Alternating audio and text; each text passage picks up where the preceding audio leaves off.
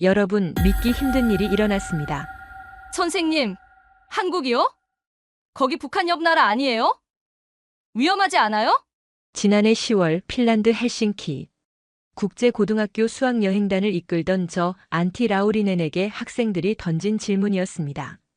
일본 도쿄로 향하던 비행기가 갑작스러운 태풍으로 인천공항에 비상 착륙하게 되면서 벌어진 일이었죠. 후진국 한국에 왜 가야 하냐며 불평하던 28명의 학생들. 그런데 여러분, 그거 아십니까? 단 48시간 만에 이 아이들이 부모님께 이런 전화를 걸기 시작했다는 사실을요. 아빠, 나 한국 대학 가고 싶어요. 엄마, 왜 핀란드는 한국처럼 안 되어 있어요? 도대체 한국에서 무슨 일이 있었던 걸까요? 새벽 2시 공항에 내린 순간부터 시작된 믿기 어려운 48시간의 기록. 20년 교직 생활 동안 50개국을 다녀봤지만 학생들이 귀국을 거부한 건 이번이 처음이었습니다. 그 충격적인 사연 지금 바로 들어보겠습니다. 시작에 앞서 좋아요와 구독 눌러주시면 한국의 더 많은 이야기를 소개하는 데에 큰 힘이 됩니다. 안녕하세요. 저는 핀란드 헬싱키 국제고등학교에서 세계사를 가르치고 있는 안티 라우리넨입니다. 교직 생활 20년 동안 학생들과 함께 50개가 넘는 나라를 다녀봤습니다.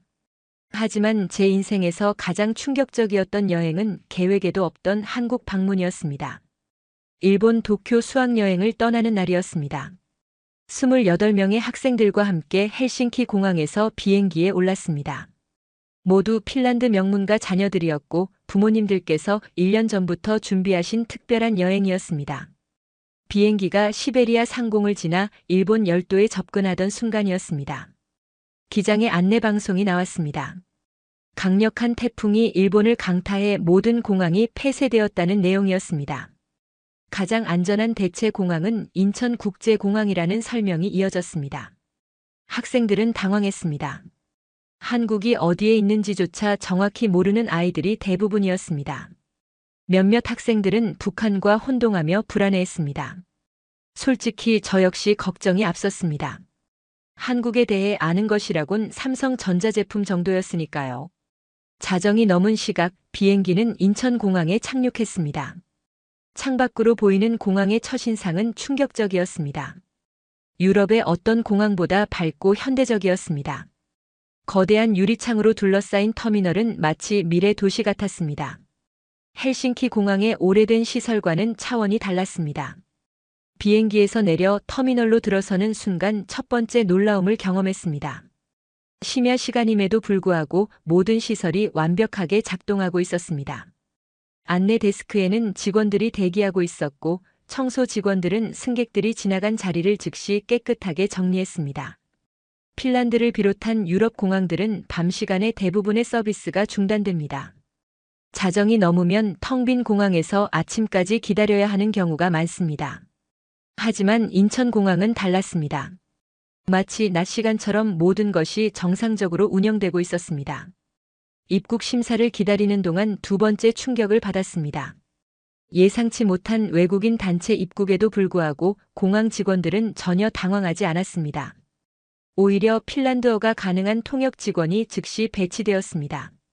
20년간 학생들을 인솔하며 수십 개국을 다녀봤지만 이런 신속한 대응은 처음이었습니다. 통역 직원은 학생들의 나이를 고려해 천천히 정중하게 상황을 설명했습니다. 숙소 안내부터 다음날 일정까지 세심하게 도와주었습니다. 심지어 일본 호텔 측과의 연락까지 대신 해주겠다고 제안했습니다. 유럽 공항에서는 상상할 수 없는 수준의 서비스였습니다. 가장 놀라웠던 것은 자동 출입국 심사 시스템이었습니다. 학생들도 쉽게 이용할 수 있도록 직관적으로 설계되어 있었습니다. 화면에는 핀란드어를 비롯한 여러 언어가 지원되었습니다. 기계 앞에서 머뭇거리는 학생이 있으면 직원이 다가와 친절하게 안내해 주었습니다. 수화물을 찾는 과정도 인상적이었습니다. 거대한 화면에 실시간으로 수화물 현황이 표시되고 있었습니다. 유럽 공항에서 자주 겪는 수화물 분실 걱정은 필요 없어 보였습니다. 모든 가방이 정확하게 나왔고 단 하나도 분실되지 않았습니다. 공항에서 호텔로 이동하는 버스를 기다리는 동안 학생들의 표정이 달라지기 시작했습니다. 처음의 불안감은 사라지고 호기심으로 가득한 눈빛이었습니다. 한국이 이렇게 발전한 나라인지 전혀 몰랐다는 반응이 나왔습니다. 새벽 1시가 넘은 시각, 공항 리무진 버스에 탑승했습니다. 버스 내부는 깨끗했고 좌석도 편안했습니다. 기사님은 외국인 승객임을 알고 영어로 친절하게 안내해 주었습니다. 서울까지 약 1시간이 걸린다는 설명과 함께 안전벨트를 매달라고 당부했습니다. 버스가 출발하면서 창밖 풍경이 펼쳐졌습니다. 새벽 시간임에도 도로는 밝게 조명되어 있었고 차량들이 질서정연하게 움직이고 있었습니다. 인천대교를 건너는 순간의 야경은 정말 아름다웠습니다. 핀란드 어느 도시에서도 보지 못한 장관이었습니다. 학생들이 가장 놀라워한 것은 창밖으로 보이는 편의점들이었습니다. 심야 시간인데도 불이 환하게 켜져 있었고 사람들이 자연스럽게 드나들고 있었습니다. 핀란드에서는 밤 10시만 되어도 대부분의 상점이 문을 닫습니다. 심지어 일요일에는 거의 모든 가게가 영업을 하지 않습니다. 더욱 놀라운 광경은 혼자 귀가하는 젊은 여성들이었습니다. 새벽 1시가 넘은 시간에 여성들이 혼자 거리를 걷고 있었습니다. 전혀 불안해하는 기색이 없었습니다. 핀란드에서는 상상할 수 없는 풍경이었습니다. 밤길을 혼자 다니는 것 자체가 위험하다고 여기는 문화였으니까요.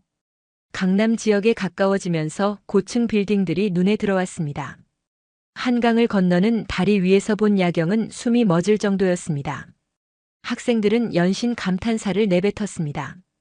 유럽의 어떤 도시보다 웅장하고 현대적이었습니다. 호텔에 도착한 시각은 새벽 2시 30분이었습니다. 그런데 놀랍게도 호텔 주변은 여전히 활기차 보였습니다. 24시간 영업하는 식당들이 눈에 띄었고 편의점에는 손님들이 있었습니다. 핀란드에서는 이 시간이면 모든 것이 잠든 고요한 밤입니다. 체크인을 하면서 마지막 놀라움을 경험했습니다. 프런트 직원은 학생들의 연령대를 고려해 조용한 층의 객실을 배정해 주었습니다. 다음 날 아침 식사 시간과 주변 편의시설까지 자세히 안내해 주었습니다. 무엇보다 감동적이었던 것은 진심 어린 환영의 인사였습니다. 객실로 올라가는 엘리베이터 안에서 한 학생이 말했습니다. 한국이 이런 나라인 줄 몰랐다고 했습니다. 다른 학생들도 고개를 끄덕였습니다. 불과 몇 시간 전만 해도 한국을 두려워하던 아이들이 이제는 호기심과 기대감으로 가득했습니다. 그날 밤 저는 잠을 이루지 못했습니다. 앞으로 이틀 동안 학생들과 함께 경험하게 될 일들이 벌써부터 기대되었습니다. 한국이라는 나라가 우리에게 어떤 놀라움을 선사할지 그때는 상상조차 못했습니다. 다음 날 아침이 밝았습니다. 정확히는 몇 시간 후였습니다. 새벽 6시 시차 적응에 실패한 학생 몇 명이 잠에서 깼고 배가 고프다며 복도에서 웅성거리기 시작했습니다. 저는 당황스러웠습니다. 핀란드라면 이런 시간에 문을 연 식당을 찾는 건 불가능에 가까웠으니까요. 호텔 프런트에 문의했더니 직원이 미소를 지으며 답했습니다. 24시간 영업하는 김밥 천국이 바로 옆 건물에 있다는 것이었습니다. 새벽에도 식사가 가능하다니 이건 핀란드에서는 상상조차 할 수 없는 일이었습니다. 학생 7명과 함께 김밥 천국으로 향했습니다. 새벽 6시 30분인데도 거리는 이미 사람들로 북적였습니다. 출근하는 직장인들이 빠른 걸음으로 지나갔고 조깅복을 입은 시민들이 가볍게 뛰어갔습니다. 편의점에서 나오는 사람들도 보였습니다. 핀란드 헬싱키의 새벽이라면 고요하기만 한데 서울은 벌써 하루가 시작된 듯 했습니다. 식당 문을 열고 들어서자 따뜻한 공기와 함께 음식 냄새가 코를 찔렀습니다. 놀랍게도 이미 몇몇 손님들이 식사를 하고 있었습니다. 혼자 앉아 신문을 보며 국밥을 먹는 중년. 남성, 노트북을 펴놓고 작업하는 젊은 여성, 야근을 마치고 온 듯 피곤한 얼굴의 직장인까지. 새벽인데도 이렇게 평범하게 식사하는 풍경이 신기했습니다. 메뉴판을 펼쳐보는 순간 가격에 놀라지 않을 수 없었습니다. 김밥 한 줄이 3,000원, 라면이 4,000원이었습니다. 유럽 물가로 환산하면 믿을 수 없을 정도로 저렴했습니다. 핀란드에서 이 정도 식사를 하려면 최소 15유로, 우리 돈으로 2만 원은 필요했으니까요. 주문을 받는 사장님은 외국인인 우리를 보고도 전혀 이상하게 여기지 않았습니다. 오히려 영어로 메뉴를 설명해 주시며 학생들이 먹기 좋은 음식을 추천해 주셨습니다. 매운 음식을 못 먹는 학생들을 위해 순한 버전도 가능하다고 하시더군요. 주문한 지 5분 만에 모든 음식이 테이블에 올라왔습니다. 김밥, 라면, 떡볶이, 순대까지 다양했습니다. 학생들은 처음 보는 한국 음식 앞에서 호기심 반 걱정 반이었는데 한 입 맛보더니 표정이 완전히 달라졌습니다. 가장 큰 반응을 보인 건 김밥이었습니다. 핀란드의 스시와 비슷해 보였지만 맛은 완전히 달랐습니다. 속 재료가 이렇게 풍성할 수 있나 싶을 정도였고 간도 딱 적당했습니다. 한 학생은 김밥 2줄을 순식간에 비우고는 핀란드에서 이렇게 맛있는 음식을 이 가격에 먹을 수 없다며 감탄했습니다. 라면을 먹는 학생들의 모습도 재미있었습니다. 처음에는 젓가락 사용에 애를 먹었지만 금방 익숙해졌고 뜨거운 국물을 후루룩 소리내며 먹는 것도 곧 따라했습니다. 사장님께서 그런 모습을 보시고는 웃으며 잘 먹는다고 칭찬해 주셨습니다. 식사를 마치고 계산할 때 또 한 번 놀랐습니다. 7명이 배불리 먹었는데 총 금액이 5만 원도 안 되었습니다. 유로로 환산하면 35유로 정도였는데 핀란드에서 같은 수준의 식사를 하려면 최소 120유로는 필요했을 겁니다. 사장님께서는 잔돈까지 정확히 계산해 주시며 다시 오라고 하셨습니다. 한국 음식이 입에 맞느냐고 물으시며 다른 메뉴들도 추천해 주셨는데 이런 친절함은 핀란드 식당에서는 경험하기 어려운 것이었습니다. 식당을 나서며 학생들은 연신 감탄사를 쏟아냈습니다.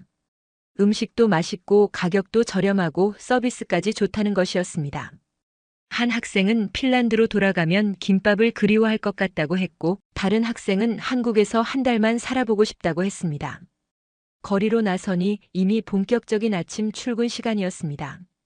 사람들이 바쁘게 움직였지만 질서정연했습니다. 횡단보도에서는 누구나 신호를 지켰고 보행자와 자전거가 서로 배려하며 조화롭게 공존했습니다. 핀란드 헬싱키의 아침 출근길은 훨씬 혼잡하고 무질서한 편인데 말이죠. 호텔로 돌아가는 길에 편의점에 들렀습니다. 학생들이 간식을 사고 싶어 했기 때문입니다. 편의점 안으로 들어서자 또 다른 놀라움이 기다리고 있었습니다. 새벽 시간임에도 편의점은 백화점처럼 깨끗했고 물건이 가득했습니다. 무엇보다 놀라웠던 건 편의점에서 할 수 있는 일의 범위였습니다. 단순히 물건을 사는 것뿐만 아니라 택배 발송, 공과금 납부, 은행 업무까지 가능했습니다. 핀란드 편의점은 그저 간단한 식료품만 파는데 한국 편의점은 작은 백화점 같았습니다. 학생들은 각자 마음에 드는 간식을 골랐습니다.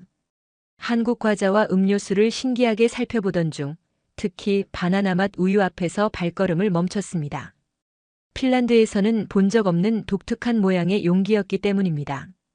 직원에게 물어보니 한국의 전통적인 음료라고 설명해 주었습니다. 계산대에서도 감탄이 나왔습니다. 계산 속도가 정말 빨랐고 직원도 친절했습니다. 외국인인 우리를 보고도 전혀 불편해하지 않았고 오히려 영어로 인사를 건네며 한국 방문을 환영한다고 했습니다. 편의점을 나서며 한 학생이 말했습니다. 한국은 24시간 편리한 나라라고 언제든지 필요한 것을 해결할 수 있다는 점이 정말 놀랍다고 했습니다. 핀란드에서는 일요일만 되어도 대부분의 가게가 문을 닫는데 한국은 정말 다르다는 것이었습니다. 호텔로 돌아오는 길 거리의 청결함도 눈에 들어왔습니다. 쓰레기 하나 없이 깨끗했고 새벽부터 청소하는 분들의 모습도 보였습니다. 도시 전체가 하나의 유기체처럼 조화롭게 움직이고 있었습니다. 아침 9시 학생들과 함께 본격적인 한국 탐방을 시작했습니다. 첫 목적지는 학생들 스스로 정했는데 새벽에 들렀던 편의점을 다시 가보고 싶다는 것이었습니다. 밤에는 제대로 못 봤다며 더 자세히 살펴보고 싶어 했습니다. 호텔 근처에 있는 다른 편의점으로 향했습니다. 규모가 좀 더 큰 곳이었는데 문을 열고 들어서자 학생들의 눈이 휘둥그레졌습니다. 진열된 상품의 종류가 정말 다양했기 때문입니다. 음료수만 해도 한쪽 벽면을 가득 채우고 있었습니다. 한 남학생이 컵라면 코너 앞에서 걸음을 멈췄습니다. 핀란드에서는 컵라면이 비싼 수입식품인데 여기서는 너무나 다양한 종류가 저렴한 가격에 판매되고 있었던 겁니다. 신라면, 짜파게티, 불닭볶음면 등 처음 보는 이름들이 가득했습니다. 직원에게 물어보니 가장 인기 있는 제품을 친절하게 추천해 주었습니다. 도시락 코너에서는 더 큰 충격을 받았습니다. 갓 만든 듯한 신선한 도시락들이 빼곡히 진열되어 있었습니다. 김치볶음밥, 제육볶음, 불고기 덮밥까지 종류도 다양했습니다. 가격을 보니 4,000원에서 6,000원 사이였는데 유로로 환산하면 3유로에서 4유로 정도였습니다. 핀란드에서 이런 도시락은 최소 12유로는 합니다. 한 학생이 도시락 하나를 집어들고 설명을 읽더니 신기해했습니다. 전자레인지에 데워 먹을 수 있다는 내용이었는데 편의점에 전자레인지가 비치되어 있다는 것 자체가 놀라웠습니다. 핀란드 편의점에서는 상상할 수 없는 서비스였으니까요. 가장 놀라운 발견은 편의점 한쪽에 마련된 서비스 코너였습니다. 현금 인출기는 기본이었고 택배 발송과 수령, 공과금 납부, 심지어 교통카드 충전까지 가능했습니다. 한 학생이 궁금해하며 직원에게 물었습니다. 정말 이 모든 게 가능하냐고 말이죠. 직원은 하나하나 친절하게 설명해 주었습니다. 은행 업무 시간이 지났어도 편의점에서 웬만한 금융 거래가 가능하다고 했습니다. 인터넷으로 주문한 물건도 편의점에서 받을 수 있고 심지어 콘서트 티켓까지 편의점에서 수령할 수 있다는 것이었습니다. 학생들은 연신 고개를 끄덕이며 놀라워했습니다. 한 여학생이 핀란드와 비교하기 시작했는데 헬싱키에서는 은행 업무를 보려면 직접 은행에 가야 하고 택배는 우체국이나 택배 회사를 찾아가야 한다는 것이었습니다. 공과금도 은행이나 우체국에서만 납부할 수 있다고 했습니다. 편의점 밖에 마련된 테이블에 앉아 도시락을 먹기로 했습니다. 학생 몇 명이 도시락을 구매했고 직원이 친절하게 전자레인지로 데워주었습니다. 젓가락과 물티슈까지 챙겨주는 세심함에 또 한 번 감탄했습니다. 도시락 맛을 본 학생들의 반응은 폭발적이었습니다. 편의점 도시락이 이렇게 맛있을 수 있냐며 놀라워했습니다. 밥도 맛있고 반찬도 푸짐했는데 한 학생은 핀란드 레스토랑 음식보다 낫다고까지 했습니다. 가격 대비 품질이 정말 훌륭하다고 모두가 입을 모았습니다. 식사하는 동안 편의점을 드나드는 사람들을 관찰할 수 있었습니다. 직장인들이 출근길에 커피를 사가고 학생들이 간식을 사고 어르신들이 신문을 사는 모습이 자연스러웠습니다. 편의점이 단순한 가게가 아니라 생활의 중심 역할을 하고 있었던 겁니다. 편의점 직원과 대화를 나눌 기회가 있었습니다. 젊은 여성 직원이었는데 야간 근무도 자주 한다고 했습니다. 무섭지 않느냐고 물었더니 전혀 그렇지 않다며 치안이 좋아서 밤에 일하는 것도 안전하다고 답했습니다. 학생 하나가 용기를 내어 더 물어봤습니다. 편의점에서 일하면서 위험한 상황을 겪은 적이 있느냐고 말이죠. 직원은 고개를 저으며 몇 년째 일하고 있지만 한 번도 그런 일이 없었다고 했습니다. 손님들이 모두 예의 바르다는 설명이었습니다. 편의점 밖으로 나와 주변을 둘러보니 거리 곳곳에 편의점이 있었습니다. 100m마다 하나씩 있는 것처럼 보였습니다. 학생들은 이런 편리함에 놀라워했는데 핀란드에서는 편의점 자체가 드물고 있어도 물건 종류가 적다고 했습니다. 한 남학생이 계산을 시작했습니다. 한국에는 편의점이 도대체 몇 개나 될까 하고 말이죠. 나중에 알아보니 전국에 5만 개가 넘는다고 했습니다. 인구 1000명당 1개꼴이라는 설명에 모두 놀랐습니다. 핀란드는 전체 인구가 550만 명인데 편의점은 몇백 개 수준이었으니까요. 다시 편의점 안으로 들어가 음료수를 샀습니다.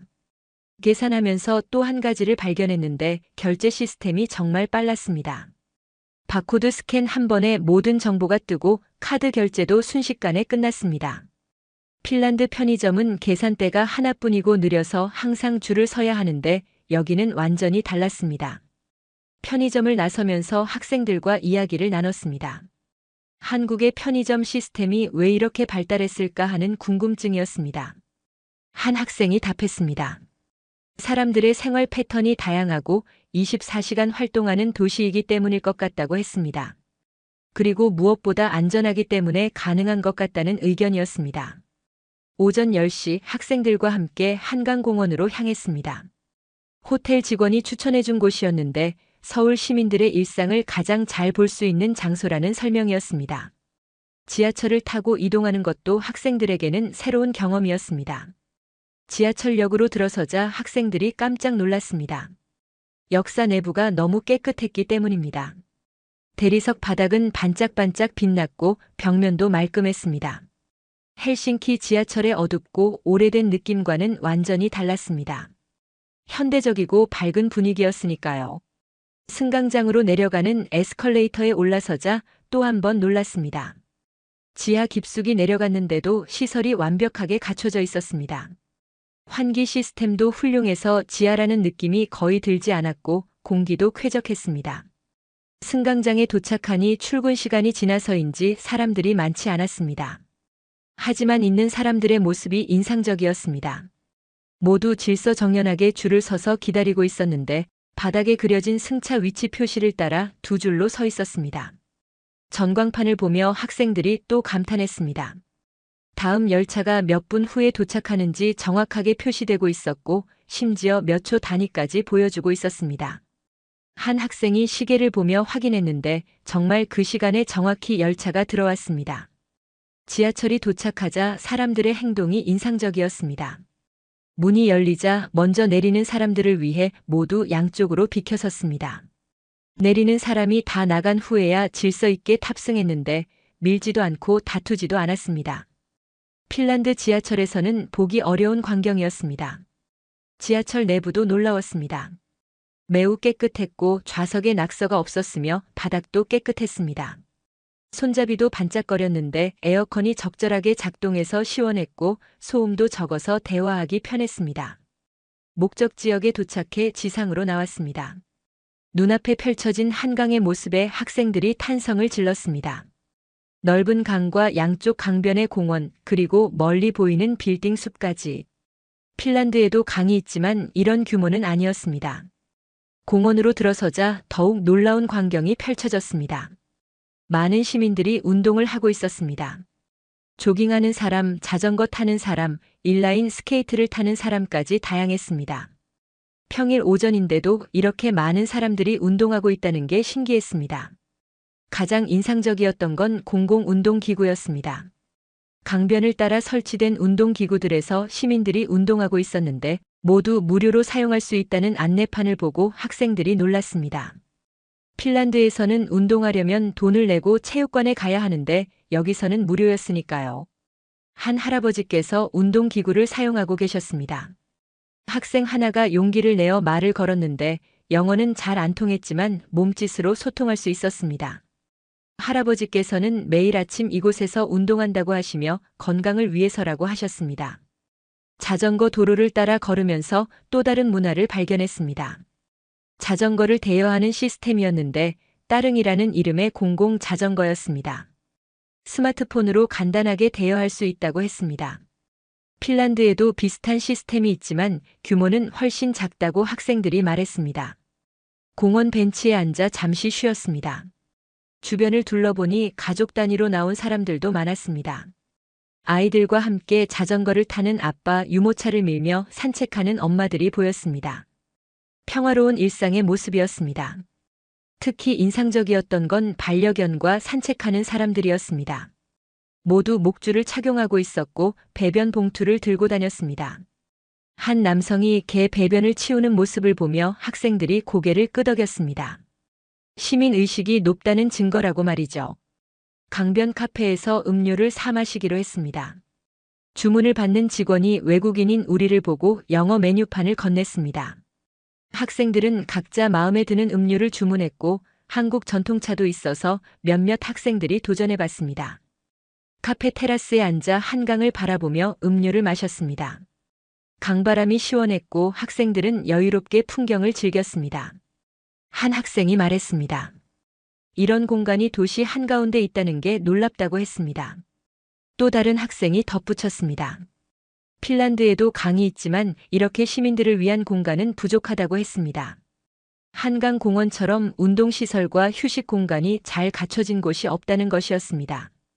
한국이 시민들의 삶의 질을 정말 중요하게 생각한다는 증거 같다고 말했습니다. 음료를 마시며 주변 사람들을 관찰했습니다. 책을 읽는 사람, 그림을 그리는 사람, 음악을 듣는 사람까지 각자의 방식으로 여유를 즐기고 있었습니다. 바쁜 도시 생활 속에서도 이런 공간이 있다는 게 정말 인상적이었습니다. 점심을 먹고 코엑스로 향했습니다. 학생들이 쇼핑도 하고 싶어 했지만 제가 먼저 보여주고 싶은 곳이 있었습니다. 바로 별마당 도서관이었습니다. 한국 교육 문화의 단면을 보여줄 수 있는 곳이라고 생각했으니까요.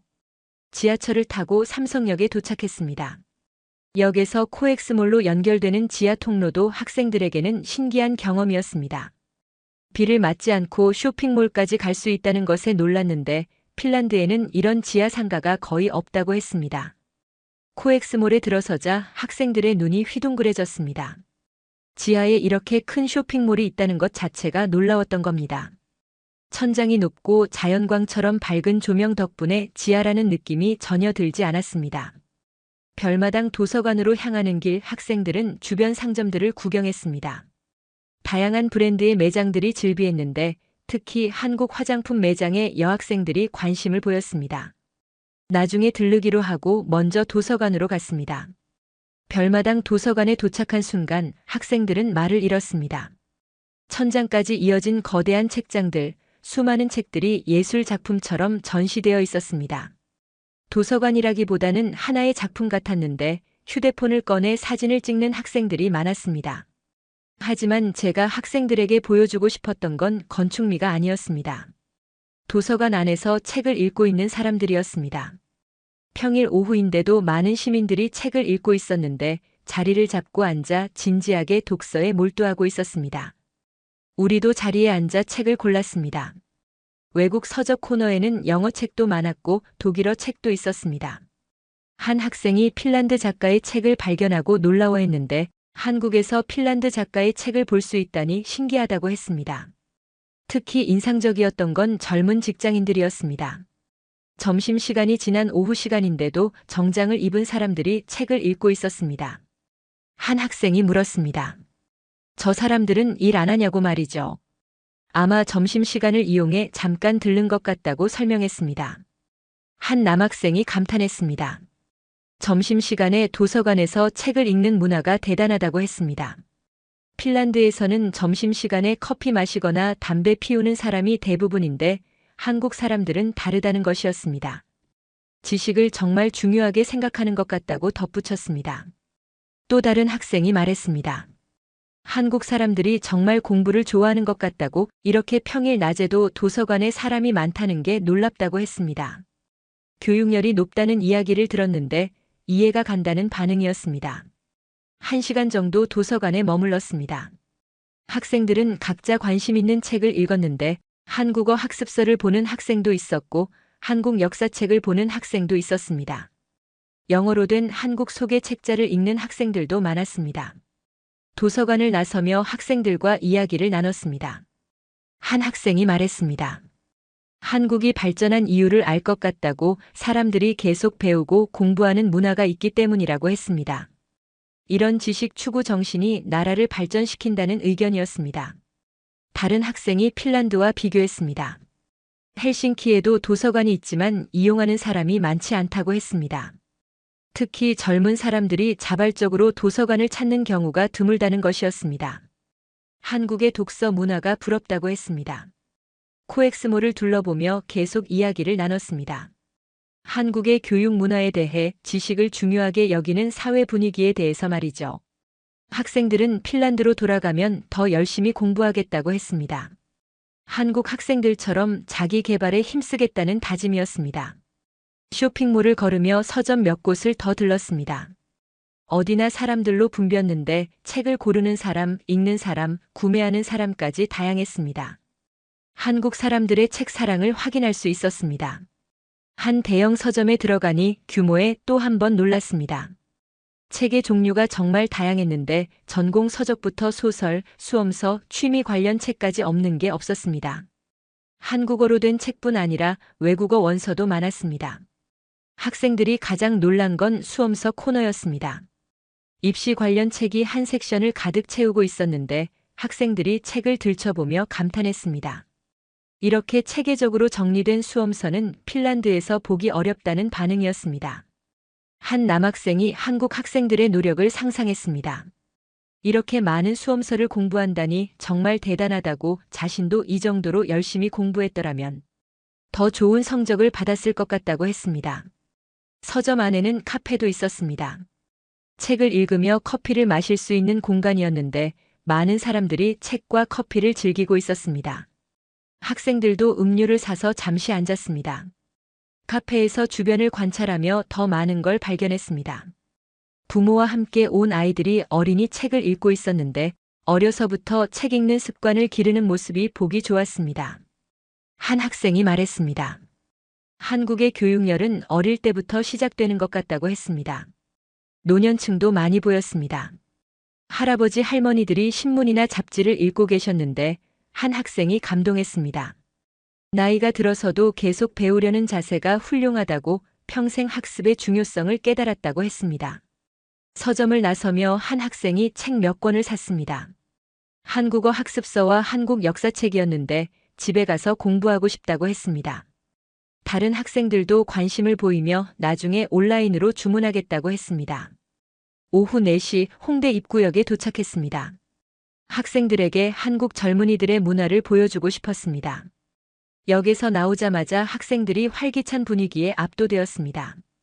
거리 공연자들의 음악 소리, 사람들의 웃음소리, 그리고 독특한 패션의 젊은이들까지 다양했습니다. 거리로 나서자 첫 번째로 눈에 띈 건 버스킹이었습니다. 한 그룹이 길거리에서 춤을 추고 있었는데 K-팝 음악에 맞춰 칼군무를 선보이고 있었습니다. 많은 사람들이 둘러서서 구경했고 학생들도 발걸음을 멈췄습니다. 공연이 끝나자 관객들이 박수를 쳤습니다. 몇몇 사람들은 모자에 돈을 넣어줬고 공연자들이 고맙다며 인사했습니다. 한 학생이 감탄했습니다. 길거리 공연의 수준이 정말 높다고 핀란드에도 버스킹이 있지만 이 정도는 아니라고 했습니다. 조금 더 걸어가니 다른 공연팀을 만났습니다. 이번에는 악기를 연주하는 팀이었는데 기타와 드럼으로 락 음악을 연주했습니다. 학생들이 리듬에 맞춰 몸을 흔들었는데 음악은 국경을 넘는다는 걸 실감했습니다. 한 여학생이 용기를 내어 모자에 돈을 넣었습니다. 공연자가 고맙다며 하이파이브를 건넸고 학생이 수줍게 응했습니다. 이런 소통이 자연스러운 홍대 거리였습니다. 프리마켓이 열리고 있는 곳으로 향했습니다. 젊은 아티스트들이 직접 만든 물건들을 판매하고 있었는데 액세서리, 그림, 수제 공예품까지 다양했습니다. 학생들이 신기하게 구경했습니다. 한 부스에서 학생 몇 명이 멈춰 섰습니다. 한국 전통 문양이 들어간 현대적 디자인의 귀걸이였는데 판매자가 영어로 설명해 줬습니다. 한국 전통과 현대를 접목한 작품이라고 했습니다. 학생 하나가 구매했는데 기념품으로 좋을 것 같다고 했습니다. 다른 부스에서는 캘리그래피 작품을 팔고 있었습니다. 한글로 쓴 아름다운 글씨들이었는데 학생들이 한글의 아름다움에 감탄했습니다. 한 학생은 자기 이름을 한글로 써달라고 부탁했고 아티스트가 흔쾌히 써줬습니다. 프리마켓을 둘러보며 학생들이 말했습니다.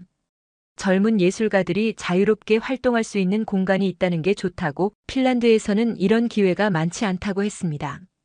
한국이 문화예술을 지원하는 것 같다는 의견이었습니다. 거리를 걸으며 패션에도 눈길이 갔습니다. 젊은이들의 독특한 스타일이 인상적이었는데 각자의 개성을 자유롭게 표현하고 있었습니다. 한 여학생이 말했습니다. 한국 젊은이들이 패션 감각이 뛰어나다고 했습니다. 한 카페 앞에서 멈춰 섰습니다. 독특한 인테리어가 눈에 띄었는데 빈티지 가구와 현대적 조명이 조화를 이루고 있었습니다. 학생들이 들어가 보고 싶어 해서 카페에 들어갔습니다. 카페 안은 더욱 인상적이었습니다. 벽면에는 예술 작품들이 걸려 있었고 책장에는 다양한 책들이 꽂혀 있었습니다. 단순히 커피를 마시는 곳이 아니라 문화 공간이었던 겁니다. 주문을 받는 바리스타가 외국인인 우리를 보고 영어로 메뉴를 설명해 줬습니다. 학생들은 각자 마음에 드는 음료를 주문했는데 특히 한국 전통차를 현대적으로 재해석한 메뉴에 관심을 보였습니다. 자리에 앉아 음료를 기다리며 주변을 관찰했습니다. 많은 젊은이들이 노트북을 펴놓고 작업하고 있었는데 공부하는 학생도 있었고 일하는 프리랜서도 있었습니다. 카페가 제2의 작업 공간이 되고 있었습니다. 카페에서 나와 계속 거리를 탐험했습니다. 독특한 옷가게들이 즐비했는데 대형 브랜드가 아닌 개성 있는 소규모 매장들이었습니다. 한 빈티지 옷가게에 여학생들이 들어갔습니다. 가게 주인은 젊은 여성이었는데 외국인 학생들을 보고 반갑게 맞아줬습니다. 직접 외국에서 수입한 빈티지 옷들이라고 설명했고 학생들이 옷을 입어보며 즐거워했습니다. 저녁 시간이 가까워지며 거리가 더욱 활기를 띠었습니다. 네온 사인이 켜지고 음악 소리가 커졌는데 식당과 술집에서 사람들이 나왔습니다. 학생들이 이 에너지에 흠뻑 빠졌습니다. 길을 걸으며 한 학생이 말했습니다. 한국 사람들이 정말 친절하다고, 외국인에게 먼저 다가와 도와주고 친구가 되려고 한다고 했습니다. 이런 개방성이 한국의 매력이라는 의견이었습니다. 밤 9시 숙소로 돌아갈 시간이었습니다. 학생들이 아쉬워했는데 더 머물고 싶다고 했습니다. 홍대의 에너지가 너무 좋았다는 반응이었습니다. 지하철역으로 가는 길 학생들이 오늘 하루를 돌아봤습니다. 한강공원의 여유로움, 별마당 도서관의 지식문화, 그리고 홍대의 젊은 에너지까지 한국의 다양한 모습을 경험했다고 했습니다. 한 학생이 말했습니다. 한국이 이렇게 다채로운 나라인 줄 몰랐다고, 전통과 현대, 정적인 것과 동적인 것이 모두 조화를 이루고 있다고 했습니다. 이런 균형이 한국을 특별하게 만든다는 의견이었습니다.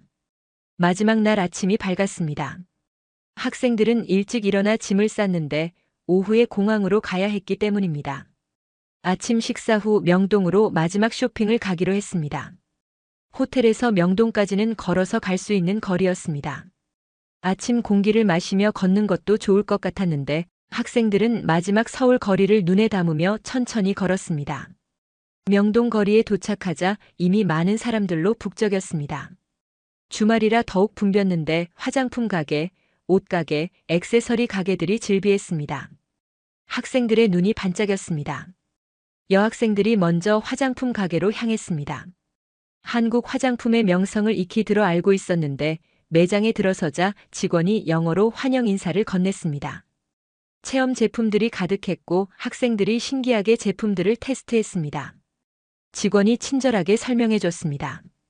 피부 타입에 맞는 제품을 추천해주고 사용법까지 알려줬는데 이런 세심한 서비스에 학생들이 감동했습니다. 한 여학생이 많은 제품을 샀습니다. 자기 것뿐만 아니라 엄마와 언니, 친구들 선물까지 샀는데 가격도 저렴하고 품질도 좋다며 만족해했습니다. 매장에서 선물 포장까지 해줘서 편리했습니다. 남학생들은 전자제품 가게로 갔습니다. 최신 스마트폰 액세서리와 이어폰들이 전시되어 있었는데 가격이 유럽보다 훨씬 저렴했습니다. 몇몇 학생들이 구매했습니다. 길거리 음식 코너에서 간식을 샀습니다. 호떡을 처음 맛본 학생들이 환호했는데 달콤하고 따뜻한 호떡이 입에 맞았습니다. 붕어빵도 신기했는데 한국만의 독특한 길거리 음식 문화를 즐겼습니다. 한 기념품 가게에 들어갔습니다. 한국 전통 상품들이 현대적으로 재해석되어 있었는데 한복 인형, 전통 문양 액세서리, 한글 티셔츠까지 다양했습니다. 학생들이 집으로 가져갈 선물을 골랐습니다. 가게 주인이 외국인 학생들에게 특별 할인을 해줬습니다. 한국을 방문해줘서 고맙다고 했는데 이런 친절함에 학생들이 또 한 번 감동했습니다. 한국 사람들의 따뜻함을 느꼈습니다. 점심시간이 되어 한 식당을 찾았습니다. 학생들이 비빔밥을 먹고 싶어 했는데 식당에 들어가니 외국인 손님들로 붐볐습니다. 메뉴판에는 사진과 영어 설명이 있어 주문하기 쉬웠습니다. 비빔밥이 나왔을 때 학생들이 감탄했습니다. 색깔이 정말 아름다웠는데 직원이 비비는 방법을 알려줬습니다. 학생들이 따라하며 즐거워했고 맛도 훌륭했습니다. 식사 후 마지막으로 명동 성당을 방문했습니다.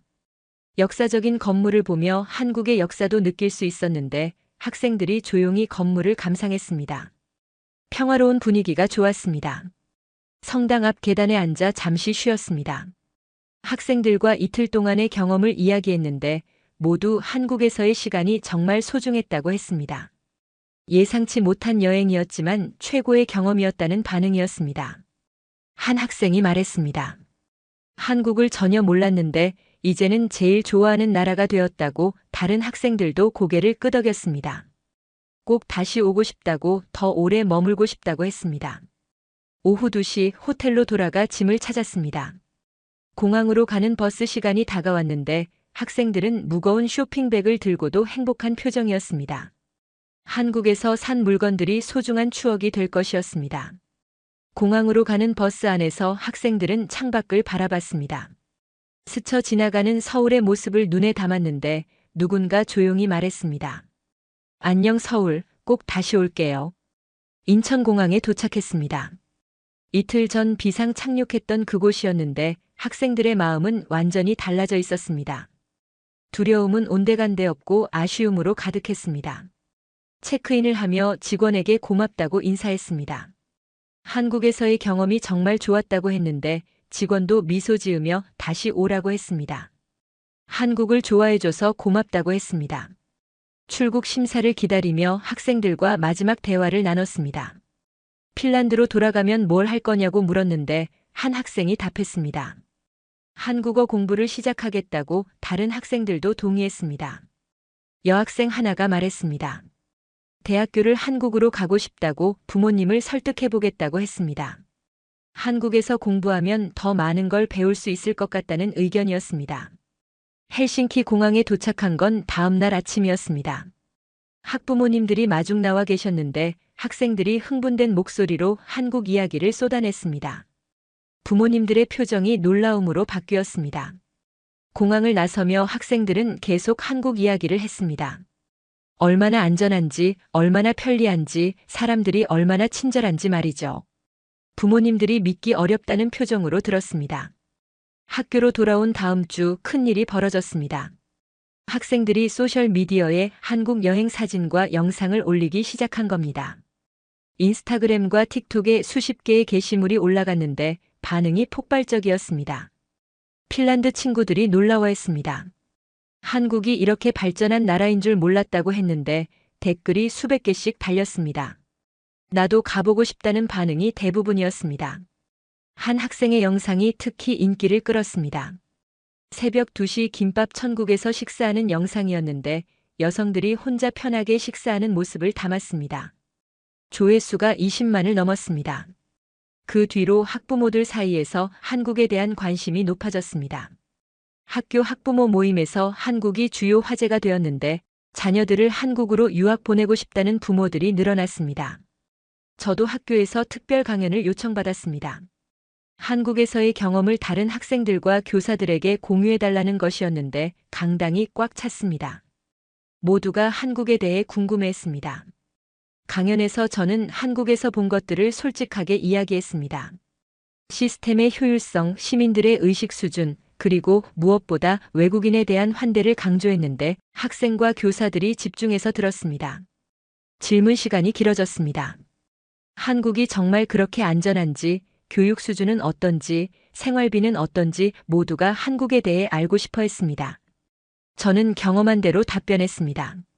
강연 후 많은 학생들이 다가왔습니다. 한국 유학에 대해 상담하고 싶다고 했는데 한국어 공부는 어디서 시작해야 하는지, 한국 대학교는 어떻게 지원하는지 물었습니다. 저희 학교에서는 한국 교환학생 프로그램을 추진하기 시작했습니다. 한국의 국제학교와 자매 결연을 맺고 싶어 했는데 교장 선생님이 직접 한국 방문을 계획했습니다. 학생들의 변화도 놀라웠습니다. 한국에 다녀온 학생들이 더 열심히 공부하기 시작했는데 한국 학생들의 학구열을 보고 자극받았다고 했습니다. 성적이 올라가는 학생들이 많았습니다. 학부모 중 한 분이 가족 여행으로 한국을 다녀왔습니다. 돌아와서 저에게 전화를 하셨는데 제가 말한 게 전부 사실이었다며 감탄하셨습니다. 이제 딸아이를 한국 대학에 보내기로 결정했다고 하셨습니다. 그 우연한 비상 착륙이 제 인생을 바꿔놓았습니다. 한국이라는 나라를 알게 되었고 많은 학생들에게 새로운 세계를 보여줄 수 있었습니다. 두려움이 기회가 되었고 불편함이 축복이 되었던 겁니다. 지금도 학생들과 그때 이야기를 자주 합니다. 한국에서의 48시간은 우리 모두에게 잊을 수 없는 추억이 되었는데 그 경험이 핀란드와 한국 사이에 작은 다리가 되었습니다. 한국은 이제 우리에게 낯선 나라가 아닙니다. 배우고 싶은 나라, 가고 싶은 나라, 그리고 사랑하는 나라가 되었습니다. 작은 우연이 만든 큰 변화였는데 20년 교직 생활에서 가장 의미 있는 경험이었습니다. 학생들에게 새로운 세계를 보여준 것이 자랑스럽습니다.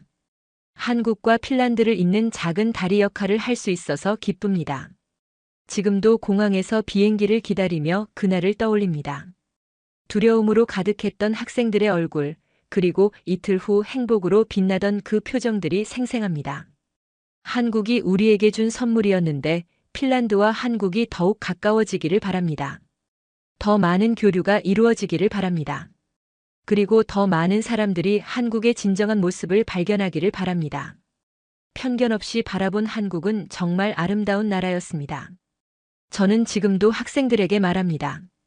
세상을 여행하며 편견을 버리라고, 직접 보고 경험하기 전까지는 판단하지 말라고 합니다. 한국에서의 경험이 그걸 가르쳐 줬습니다. 다음 학기에 다시 한국을 방문할 계획입니다. 이번에는 예정된 여행이고 더 많은 학생들을 데려갈 겁니다. 한국의 아름다움을 더 많은 사람들과 나누고 싶습니다. 감사합니다. 한국 사랑합니다. 오늘 사연은 여기까지입니다. 핀란드 국제고 학생들의 예상치 못한 한국 방문, 그리고 48시간 만에 완전히 바뀐 인생 이야기 어떠셨나요? 사연의 주인공에게 응원의 댓글을 남겨주세요. 지금까지 감동 정거장에서 사연 전해드렸습니다. 사연이 마음에 드셨다면 좋아요와 구독 부탁드립니다. 시청해주셔서 감사합니다.